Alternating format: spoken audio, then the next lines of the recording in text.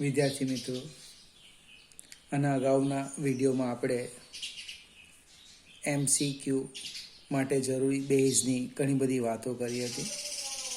આજે એક વ્યવહારમાં ઉપયોગી એવું એક ચાકમાત્રાનો સિદ્ધાંતની સમજૂતી જોવાના છે. આદર્શ ઉચ્ચાલનની રચના, મને જ્યાં સુધી ખ્યાલ છે લગભગ કોઈક આગલા ધોરણમાં આની વિશે થોડીક સમજૂતી આવે છે. હવે સિદ્ધાંતમાં શું છે એ સમજવા માટે એક લગભગ અવગણી શકાય તેવા દળવાળો એક હું સળિયો લેમ છું. આ સળિયાનું નામ આપી દઈએ A, B. આ સળિયાને કોઈક બિંદુએથી લટકાવેલ અથવા ટીકેલ અથવા તો આ બિંદુને અનુરૂપ એ મુક્ત રીતે હરીફરી શકે છે. એ બિંદુ જે છે એ એના નામ આપીએ O, અને આપણે આધાર બિંદુ કહેવાના. આ જે O બિંદુ છે એને આધાર બિંદુ, એને અનુરૂપ એ ઉપર નીચે થવાનું કે ફરી શકવાનું. ત્યાર પછી આધાર બિંદુથી D1 અને D2 અંતરે એના છેડા પાસે આપણે F1 અને F2 બળ સળિયાને લંબ રૂપે લગાડીએ. એટલે અહીંયા હું F1 લખી દઉં તો આ થશે F2. આ જે અંતર છે એ D1 લઈએ અને આ જે અંતર છે એ D2 લઈએ. ફરીથી આધાર બિંદુથી D1 અને D2 અંતરે સળિયાના છેડા પર સળિયાને લંબ રૂપે અનુક્રમે F1 અને F2 બળ લાગે છે. હવે આધાર બિંદુ એટલે આ બિંદુ પાસે લંબ પ્રતિક્રિયા બળ લાગે R, અને આધાર બિંદુ પાસે લંબ પ્રતિક્રિયા બળ R ઉધ્વ દિશામાં લાગે છે. હવે આ જે સળિયો છે એ સંતુલનમાં છે. સળિયો સંતુલનમાં છે. સંતુલનમાં છે એનો અર્થ એ રેખીય સંતુલન લઈએ તો સમેશન F = 0. સમેશન F = 0 કેવી રીતે લખવાના? તો એક નિયમ બનાવવાનો કે ઉપરના બળો પ્લસ એટલે ઉપરની સદિશ ભૌતિક રાશિ પ્લસ અને નીચેની સદિશ ભૌતિક રાશિ ઋણ, જમણી બાજુની પ્લસ ડાબી બાજુની માઇનસ, આવો કોઈક નિયમ આપણે બનાવી દઈએ જે હંમેશા એને એપ્લાય કરવાનો. એવું જરૂરી નથી કે ઉપરના પ્લસ લેવ =0 થતો હોય ને કંઈ ફેર નહીં પડે. તો અહીંયા લખું છું જો R -F1 -F2 = 0. F1 અને F2 અધો દિશામાં લાગે છે. R1 ને R એ ઉધ્વ દિશામાં લાગે છે. એટલે એનું પરિણામી રેખીય સંતુલનમાં છે એટલે પરિણામી બળ 0. એનો અર્થ આ જે લંબ પ્રતિક્રિયા બળ છે એ કોના બરાબર થઈ ગયું? અધો દિશામાં લાગતા બળ જેટલું થાય છે. હવે ઉચ્ચાલનની વાત કરીએ તો જેને ઊંચકવાનું હોય એને આપણે ભાર કહીએ. મને વાક્ય રચના જોજો. શબ્દ ઉચ્ચાલનમાં જેને ઊંચકવાનું છે તેને આપણે શું કહેવાના? ભાર. મારા માથા પર આટલો ભાર છે, ભાર ઊંચકવાનું છે, લોડ. ખ્યાલ આવે ને? જે વસ્તુને ઊંચકવાના છે એને ભાર કહેવાના. આધાર બિંદુથી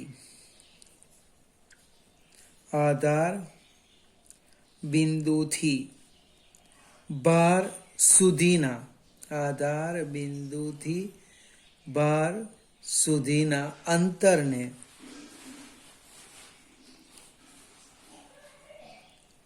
અંતરને ભાર ભુજા બને ભાર ભુજા D1 કહે છે. અહીંયા આપણે ભાર તરીને F1 લેવાના વજન બને એટલે આ મારે ઊંચકવાનું છે ભાર, તો આ શું થવાની ભાર ભુજા બને. ફરીથી જેને ઊંચકવાના એને ભાર કહેવાય. ભારનું આધાર બિંદુથી જે અંતર છે એને આપણે ભાર ભુજા, એ આપણી પાસે D1 છે. હવે ભાર ઊંચકવા માટે આપણે જે બીજા છેડે પ્રયત્ન કરીએ બને ભારને ઊંચકવા માટે ભારને બને બીજો મુદ્દો લઈએ.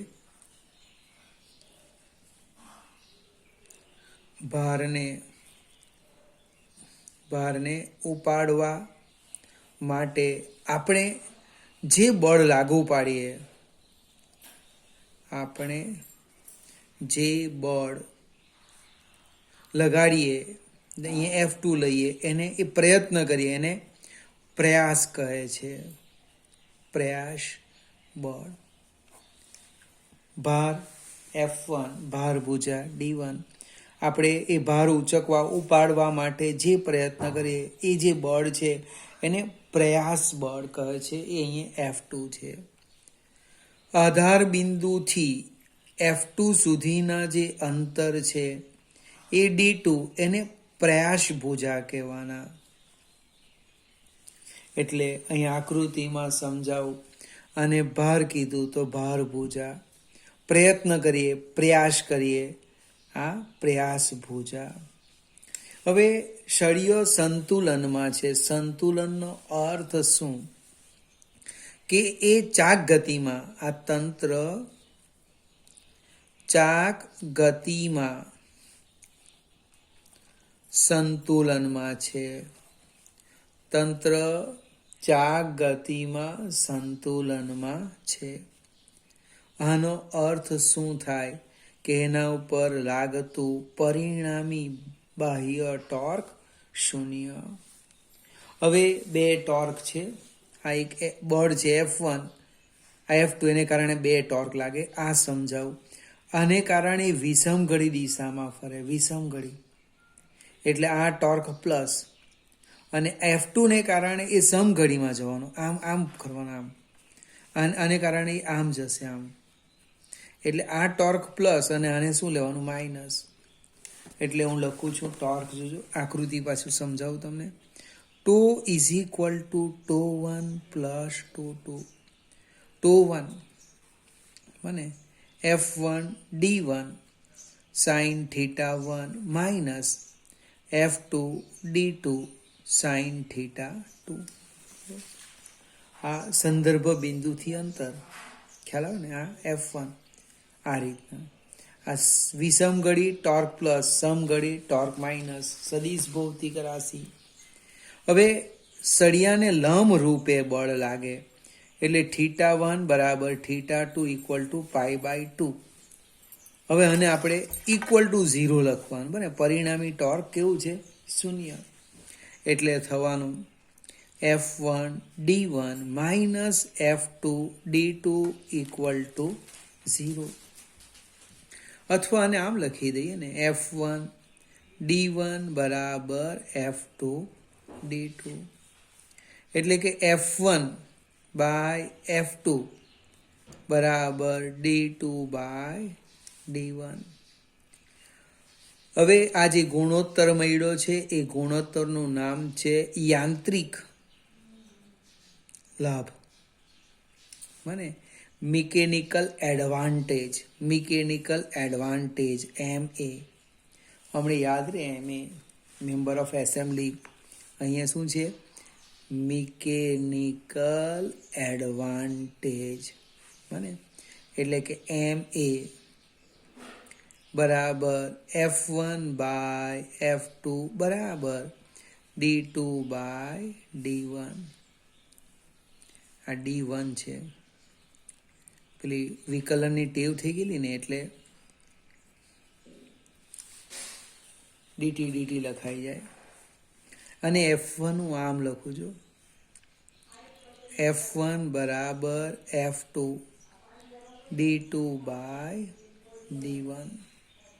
હવે આમાં ફાયદો શું થયો જો, તો D2 ગ્રેટર દેન D1 હોય, D2 એ D1 કરતાં મોટા રાખવામાં આવે તો F2 લેસ ધેન F1 એટલે શું થયું, તો કે ઓછા પ્રયત્ન બળે, ઓછા પ્રયાસ બળે તમે વધુ ભાર ઊંચકી શકો છો.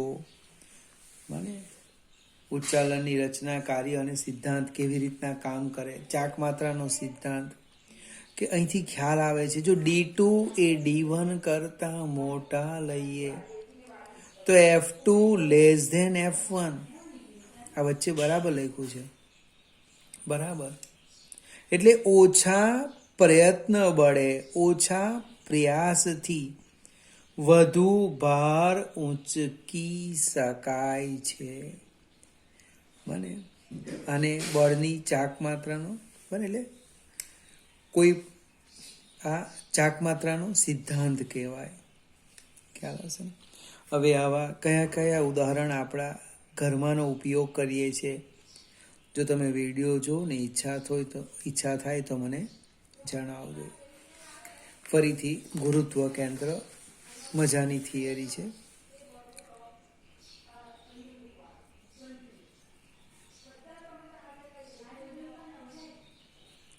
ગુરુત્વ કેન્દ્ર, સેન્ટર ઓફ ગ્રેવિટી. ઘણી વખત તકલીફ પડે કે આ શબ્દ અને દ્રવ્યમાન કેન્દ્ર શું છે, તેને સમજવા પ્રયત્ન કરીએ. પદાર્થનું સમગ્ર દળ, પદાર્થનું સમગ્ર દળ જે બિંદુ પાસે કેન્દ્રિત થાય તે બિંદુને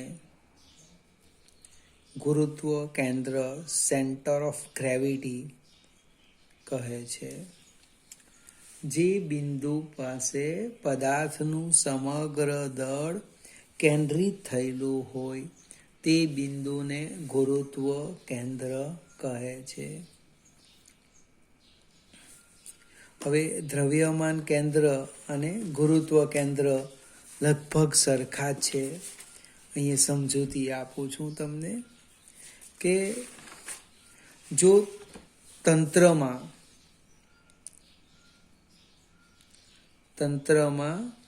કણો વચ્ચેનું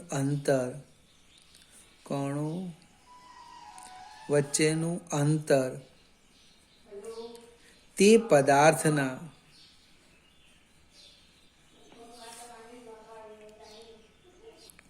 ફરીથી મિત્રો, તંત્રમાં કણો વચ્ચેનું અંતર તે કણોના પરિમાણની સરખામણીમાં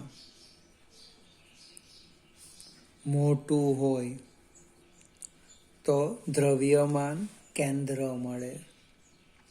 અને ધારો કે આ એક પદાર્થ છે, તંત્રમાં આ પદાર્થ છે, કણ છે કે પદાર્થ છે, આ જે અંતર છે D, એ D ઇઝ ગ્રેટર ધેન પદાર્થનું પરિમાણ, તો આનું દ્રવ્યમાન કેન્દ્ર મળે. અને જો અંતર ઓછું હોય પરિમાણની સરખામણીમાં તો ગુરુત્વ કેન્દ્ર મળે છે. હવે અચળ ગુરુત્વાકર્ષી બળ લાગતું હોય એમાં દ્રવ્યમાન કેન્દ્ર બરાબર ગુરુત્વ કેન્દ્ર. અચળ ગુરુત્વાકર્ષણ અવકાશમાં પદાર્થનું દ્રવ્યમાન કેન્દ્ર અને ગુરુત્વ કેન્દ્ર એક જ હોય છે. બીજું, દ્રવ્યમાન કેન્દ્ર શોધવા માટે ગુરુત્વાકર્ષણની જરૂર નથી, જ્યારે ગુરુત્વ કેન્દ્ર શોધવા માટે ગુરુત્વાકર્ષણની જરૂર છે. ફરીથી આપણા માટે તો લગભગ સરખા જ છે. મને જે બિંદુ પાસે પદાર્થનું સમગ્ર દળ કેન્દ્રિત થયેલું હોય તે બિંદુને તે પદાર્થનું ગુરુત્વ કેન્દ્ર કહે છે. ગુરુત્વ કેન્દ્ર અને દ્રવ્યમાન કેન્દ્ર વચ્ચેનો તફાવતમાં જો કણોનું બનેલું તંત્રમાં કણો વચ્ચેનું જે અંતર છે એ એમના પરિમાણની સરખામણીમાં ખૂબ મોટું હોય તો દ્રવ્યમાન કેન્દ્ર મળે, અને જો નાનું હોય તો ગુરુત્વ કેન્દ્ર મળે. હવે જ્યાં ગુરુત્વાકર્ષી બળ અચળ હોય એ દરેક જગ્યાએ એ વિસ્તારમાં દ્રવ્યમાન કેન્દ્ર અને ગુરુત્વ કેન્દ્ર એક જ છે. ગુરુત્વ કેન્દ્ર શોધવા માટે ગુરુત્વાકર્ષી બળની જરૂર પડે. જ્યારે દ્રવ્યમાન કેન્દ્ર શોધવા માટે ગુરુત્વાકર્ષી બળની જરૂર પડતી નથી. ટૂંકમાં જે ચાકમાત્રાનો સિદ્ધાંત જોયો, ગુરુત્વ કેન્દ્ર અને દ્રવ્યમાન કેન્દ્રની થોડી વાત કરી. હવે એક નવો શબ્દ શીખીએ આપણે.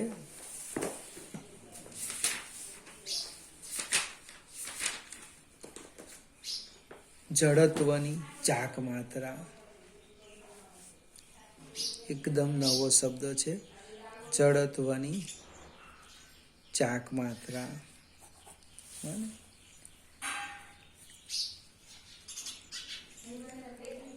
સ્થિર અક્ષને અનુલક્ષીને, સ્થિર અક્ષને અનુલક્ષીને ચાક ગતિ કરતા દરેક કણનો રેખીય વેગ vi is equal to ri omega. સ્થિર અક્ષને અનુલક્ષીને ચાક ગતિ કરતા દરેક કણનો રેખીય વેગ vi બરાબર ri ઓમેગા, જ્યાં I is equal to 1, 2, 3, so on. Omega એ કોણીય વેગ, જે દરેક કણ માટે કેવો છે? અચળ છે. અને ચાક ગતિ કરતા દરેક કણનો કોણીય વેગ અચળ, એનો રેખીય વેગ કેવો મળે? જુદો જુદો મળે. તો એની કણની ગતિ ઉર્જા લખું છું. કણની ગતિ ઉર્જા ki બરાબર 1/2 mi vi સ્ક્વેર. vi ની કિંમત મૂકી દઈએ. 1/2 mi, vi ની કિંમત મૂકવાની એટલે શું થવાનું? 1/2 mi ri square omega square. અને આપણે જે વાત કરીએ એ આઈમાં કણની વાત કરીએ કે આઈમાં કણની ગતિ ઉર્જા I ઇઝ ઇક્વલ ટુ લખતા જવાનું 1, 2, 3 સો ઓન. આઈમાં કણની ગતિ ઉર્જા કેટલી? 1/2 mi ri square omega square. હવે કુલ ગતિ ઉર્જા લખવું મને. કુલ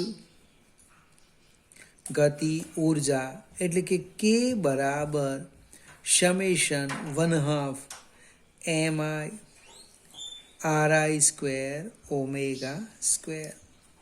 આ ઓમેગા સ્ક્વેર એને હું બહાર કાઢી લેમ, અચળ છે એટલે omega square by 2 summation mi ri square. I ક્યાંથી લેવાના? 1 થી n. ફરીથી દરેક કણોની ગતિ ઉર્જાનો મેં સરવાળો કીધો એટલે કુલ ગતિ ઉર્જા. આજે લખી એ વ્યક્તિગત આઈમાં કણ માટે લખી. એ આઈ બરાબર 1 આવે, આઈ બરાબર 2 આવે, આઈ બરાબર 3 આવે, એને અનુરૂપ ગતિ ઉર્જા.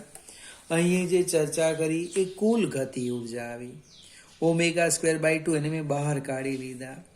જ્યાં આજે પદ લખ્યું summation MI RI², I = 1 to n, એનું નામ છે તે પદાર્થની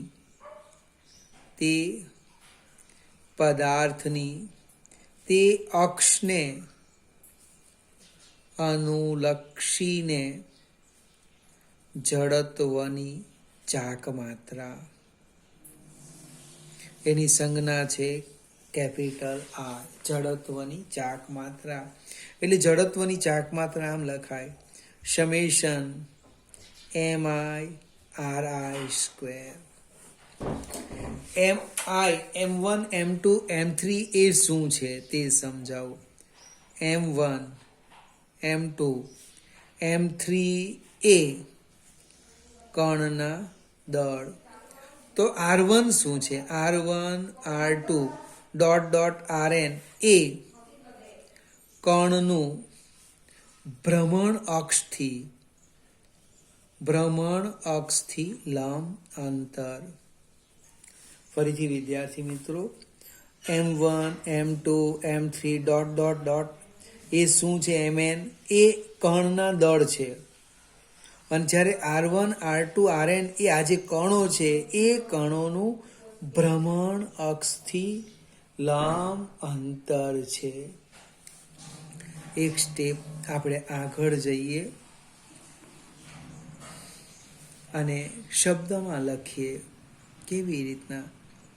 તો દ્રઢ પદાર્થના, જો વાક્ય રચના અહીંથી શરૂ કરું છું, અથવા આમ લખી દઈએ. જો M1 R1² plus M2 R2² so on plus Mn Rn². દરેક પદાર્થના દરેક કણના દળ અને કણના અક્ષથી લંબ અંતરના વર્ગના સરવાળાને તે પદાર્થની તે અક્ષને અનુલક્ષીને જડત્વની ચાક માત્રા કહે છે. ફરીથી, તંત્ર અથવા પદાર્થ જે લખે તે, અને પદાર્થ અથવા તંત્રના કણોના દળ અને અક્ષથી કણના લંબ અંતરના વર્ગના ગુણાકારના સરવાળાને તે અક્ષને અનુલક્ષીને તે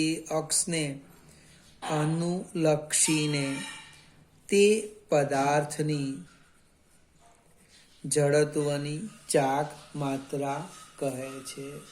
ફરીથી આ ગણિત જે લખવાનું એ જ વાંચવાનું.